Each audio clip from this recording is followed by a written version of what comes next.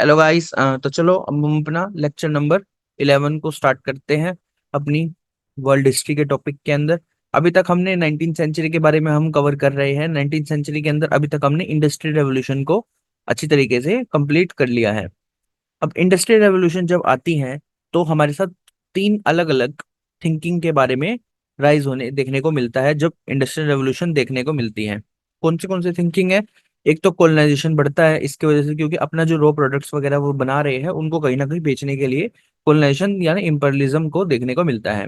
अब इसकी वजह से, इंडस्ट्री की वजह से पूंजीपति सेट हो गई है, लोगों के पास पैसा आना स्टार्ट हो गया है, वेल्थ एक्यूमुलेट होना स्टार्ट हो गई है। तो इसी वजह से कैपिटलिस्टिक सोच के बारे में देखना मिलता है, जो कि कैपिटलिज्म के बारे में हम देखेंगे।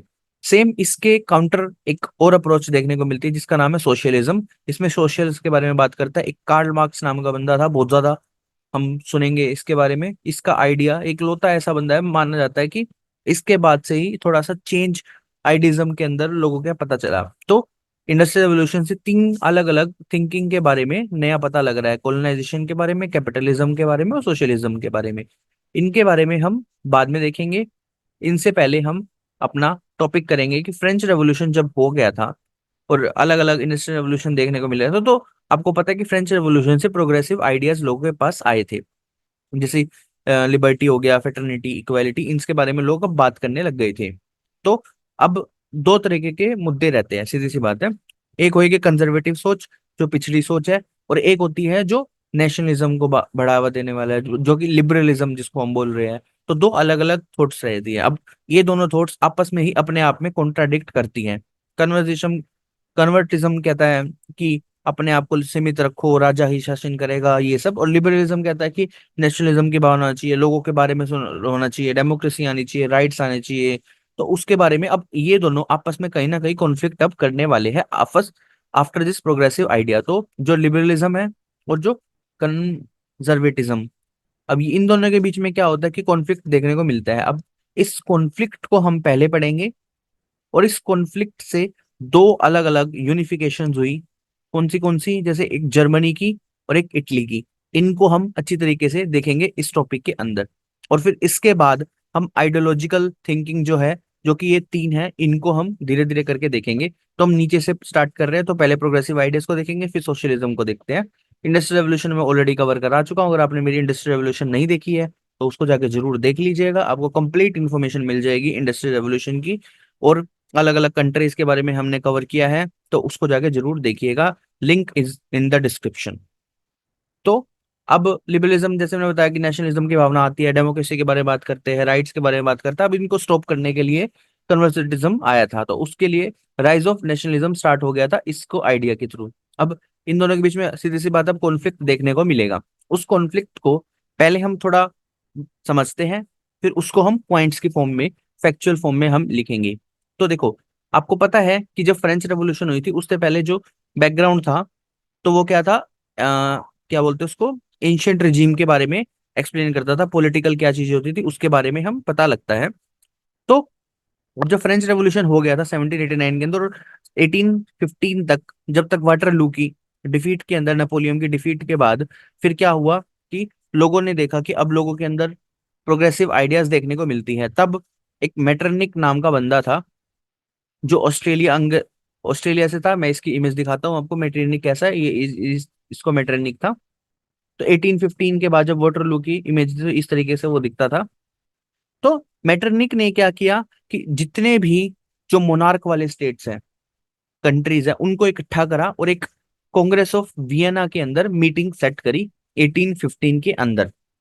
जो कि अब वो क्या करेगी, मीटिंग के अंदर क्या एजेंडा रखा गया? मीटिंग के अंदर ये एजेंडा रखा गया, जो अभी नई प्रोग्रेसिव आइडियाज आ रहा है इसको क्रश करके, जब जहां भी कोई भी क्रश होगा तो उसको जाके सब मिलके आपस में वो करेंगे, सब राजा आपस में मिलेंगे और उस रेवोल्यूशन को दबाने की कोशिश करेंगे। इसका मतलब एंशियंट रजीम की पॉलिसी को दोबारा वापस चाह रहे थे। इस कांग्रेस ऑफ वियना के अंदर ये पता लगा, जो कि क्या है, कॉन्सर्ट ऑफ यूरोप भी बोला जाता है इसको, और कांग्रेस ऑफ वियना भी बोला जाता है। 1815 के अंदर देखने को मिली।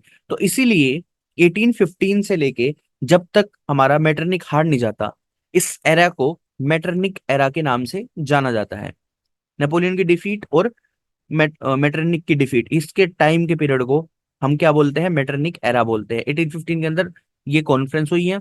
उसके बाद ही जैसे अब क्या हुआ कि हर जगह अलग अलग कुछ ना कुछ रेवोल्यूशंस देखने को मिलती है इस मेटरनिक एरा के अंदर, क्योंकि आप प्रोग्रेसिव आइडियाज आप दबा सकते हो लेकिन उस लेवल का नहीं दबा पाते, कहीं ना कहीं से आपको लोगों को पता लगने लग जाता है, तो फिर उसकी वजह से अब अलग अलग जगह जगह पे रेवोल्यूशन होने लग गई थी। लेकिन अब मेटरनिक ने इस कांग्रेस ऑफ वीना के अंदर क्या सीखा था कि सब इकट्ठे मिलेंगे और आपस में उसको दबाने की कोशिश करेंगे। तो ऐसे ही चलता रहा, रेवोल्यूशन हुई 1830 के अंदर भी तो, लेकिन वो रेवोल्यूशनरी हार गए। लेकिन जब 1848 आया तब मेटरनिक हार गया इन किनसे, लिबरलिज्म की थॉट्स प्रोसेस से। और उन तरीके से जब मेटरनिक हारा तो क्या हुआ, और ज्यादा लिबरलिज्म देखने को मिला, नेशनलिज्म बढ़ने लगा, लिबरलिज्म स्ट्रोंग हुआ, सोशलिज्म के बारे में बात होने लगी। तो ये तो था बेसिकली कॉन्फ्लिक्ट के बारे में, हमने थोड़ा सा समझा कि क्या कॉन्फ्लिक्ट हुआ कन्वर्जेटिज्म और लिबरलिज्म के बारे में। अब इसको थोड़ा फैक्चुअल फॉर्म में समझते हैं। क्या है, एक कॉन्फ्लिक्ट करता है, कांग्रेस ऑफ वियना के बारे में बता रखा है 1815 के अंदर, represent the forces of कन्वर्जेटिज्म।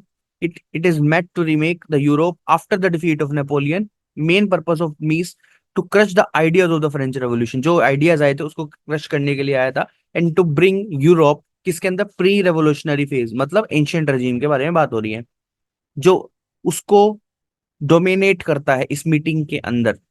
Main person जो who is dominated this conference was Metternich. उसकी मैंने इमेज अभी आपको दिखाई, कैसा वो दिखने में था। हु स्टॉप्ड रेवोल्यूशन, जिसने रेवोल्यूशन को स्टॉप करी। He made concert of Europe which stops revolution and white Europe peace. इसका मतलब है कि जो भी यूरोप के अंदर कहीं पे भी रेवोल्यूशन होगा उसको स्टॉप करने में आपस में एक दूसरे के मोनार्क हेल्प करेंगे। और इस आइडिया को जो कॉन्सर्ट, इसमें जब बहुत सारी यूनिफिकेशन देखने को मिली, इसी आइडिया का थोड़ा सा आपको झलक देखने को मिलती है 1918 के अंदर, जो कि उसका आइडिया का थोड़ा सा फर्दर एनहेंसमेंट था। इसके अंदर तो क्या हो रहा है कि रेवोल्यूशन को दबाया जा रहा है, पीस के फॉर्म में ना रिप्रेजेंट करके वो एंशियंट रजीम के बारे में बात कर रहे हैं। लेकिन जो 1908 के 18 के अंदर जो लीग ऑफ नेशन बना, उसका अप्रोच थोड़ा सा सेम है, लेकिन मीटिंग हुई है।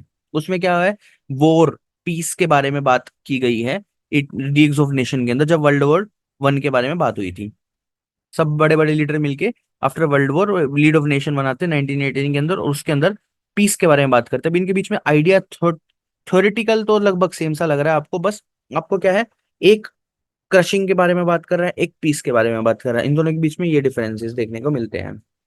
ऐसे ही अब ओप्रेसिव नेचर था, सीधी सी बात है मेटरनिक का, जहां भी रेवोल्यूशन हुआ वहां पे हरा दिया, जब वो कर दिया उसको स्टॉप करने की कोशिश करा। Fail to stop revolution till 1830 in different parts of the Europe, अलग अलग जगह पे जैसे मैंने बताया छोटी छोटी जगह पे हो रहे थे। लेकिन मेटरनिक कब हारा, 1848 के अंदर, आफ्टर ऑस्ट्रेलियन वॉर। तो उसके बाद जब वो हार चुका है, हारने के बाद वो खत्म हो गया है, उसको फिर ऑस्ट्रेलिया के अंदर एक्सपेल्ड कर दिया जाता है। और फिर इस तरीके से लिबरलिज्म वाले जो बंदे हैं उनकी जीत देखने को मिलती है इस थॉट प्रोसेस के खिलाफ। तो इस तरीके से ये आइडिया और ज्यादा फिर इसके बाद डेवलप होते हैं 1848 के बाद। अब इस चीज का, अब हम क्या करेंगे, इस आइडिया को थोड़ा यूनिफिकेशंस के फॉर्म में समझेंगे कि कैसे यूनिफिकेशंस हुई अलग अलग कंट्रीज के। जैसे इटली के बारे में हम समझेंगे और एक जर्मनी के बारे में समझेंगे। इस लेक्चर के अंदर सिर्फ हम इटली को कवर करेंगे, नेक्स्ट लेक्चर के अंदर हम जर्मनी और राइज ऑफ सोशलिज्म को कोशिश करेंगे उनको खत्म करने की।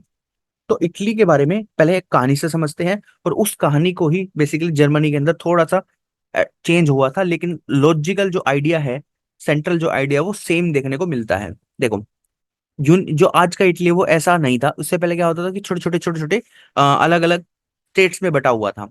और उसके अंदर सबसे इंपॉर्टेंट जो स्टेट था वो था सरदीनिया।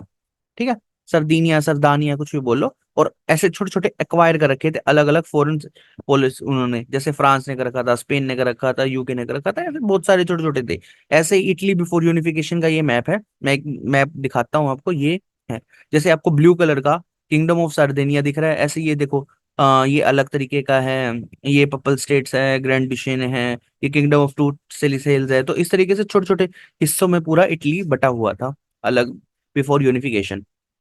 तो क्या होता है फिर, अब सीधी सी बात है, अब नेपोलियन अटैक करता है, और नेपोलियन अटैक करने की वजह से क्या होता है कि वो एक कंफेडरेशन लाने की कोशिश करता है लोगों को उसकी वजह से क्या होता है कि एक क्या होता है, आपको राइज ऑफ नेशनलिज्म देखने को मिलता है। स्टेट जो होते हैं वो अगेंस्ट होते हैं नेपोलियनिज्म के, उसके कन्फेडरेशन के अंदर, तो फिर कॉन्फ्लिक्ट देखने को मिलता है और फिर इस तरीके से स्टेट्स की थोड़े थोड़े कम्बिनेशन देखने को मिलती है against some other foreign invaders. तो राइज ऑफ नेशनलिज्म देखने को मिलता है नेपोलियन अटैक की वजह से।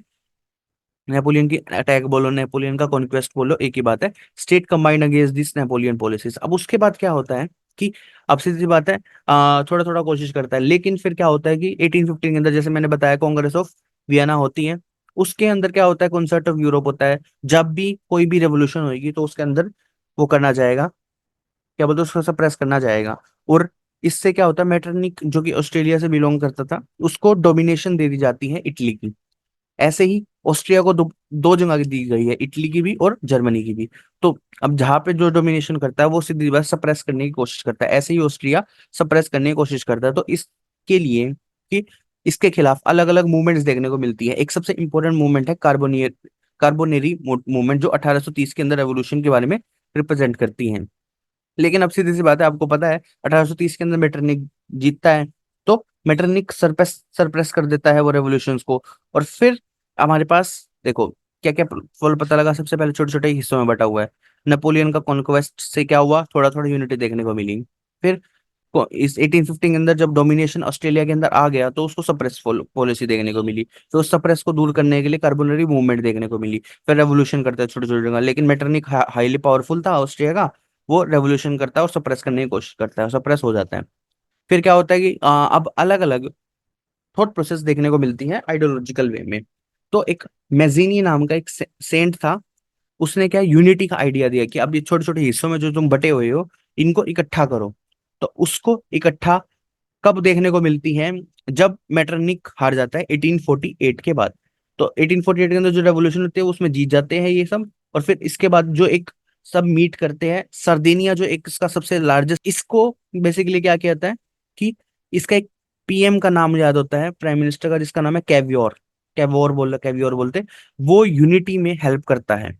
तो वो क्या करता है with the help of France, वो क्या करता है कि ऑस्ट्रिया के अंदर अटैक करवाता है और कुछ एरिया जो उनके ऑस्ट्रिया के अंदर डोमिनेशन में था वो फ्री करवाता है, और उसको क्या करता है यूनिफिकेशन में इस तरीके से हेल्प करता है इटली की।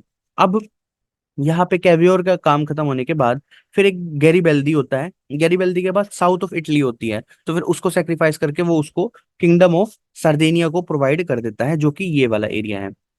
ये जो किंगडम ऑफ टू सिलिसिल्स है, ये पूरा एरिया, अब देखो ये वाला ब्लू वाला और ये वाला एरिया उसके पास आ चुका है। अब बचा सिर्फ ये वाला एरिया छोटा सा। अब इसके लिए यहाँ पे दो अलग अलग वो वॉर लड़ते हैं। कौन लड़ता है, सार्देनिया का किंग जिसका नाम है विक्टर एनुअल टू। वो क्या करता है, दो एक डिप्लोमेसी का यूज करता है और कोशिश करता है उनको हराने की। किस किस को, एक ऑस्ट्रिया को और एक फ्रांस को, इन दोनों को हराता है अलग अलग वॉर्स के अंदर। एक 1866 के अंदर और 1870 के अंदर, उसको द वॉर ऑफ सदोवा और वॉर ऑफ सिदान।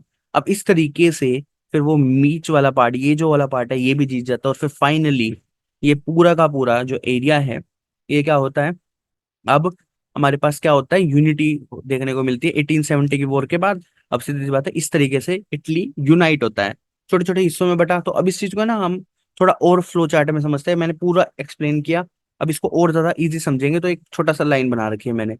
छोटे छोटे स्टेट में बटा हुआ था, मेंटल यूनिटी देखने को मिली, किसकी वजह से, उस सेंट की वजह से। फिर ऑस्ट्रिया को वीक किया कैवियोर ने, क्योंकि उसको फ्रांस के साथ मिलकर थोड़ा सा एरिया एक्वायर करा। वो एक्वायर करने के बाद फिर गैलेडियन ने क्या किया, साउथ इटली को भी सर्देनिया को प्रोवाइड कर दिया, तो सेक्रीफाइस किया उसने और इटली को थोड़ा और बड़ा यूनिफिकेशन में हेल्प करी। फिर लास्ट हमारा जो सर्देनिया का किंग था, उसने क्या किया, वॉर लड़ी ऑस्ट्रिया के खिलाफ और फ्रांस के खिलाफ, और 1870 के अंदर फाइनली वो जीत गया। और इस तरीके से एक अलग अलग छोटे छोटे स्टेट्स में बटा हुआ इटली को एक यूनिफिकेशन देखने को मिलती है 1870 के अंदर। अब इटली पूरा कंबाइन हो चुका। तो इस तरीके से इटली की यूनिफिकेशन देखने को मिली। अब ये कुछ फैक्ट्स हैं जो मैंने इसके बारे में लिखा हुआ है, जो मैंने ऊपर समझाया कि Napoleonic conquest pass way of unity, उसने यूनिटी को पास किया। 1815 के अंदर जो कांग्रेस ऑफ वियना हुई, उसकी वजह से इटालियन स्टेट है वो डोमिनेशन आ गया ऑस्ट्रिया के अंदर।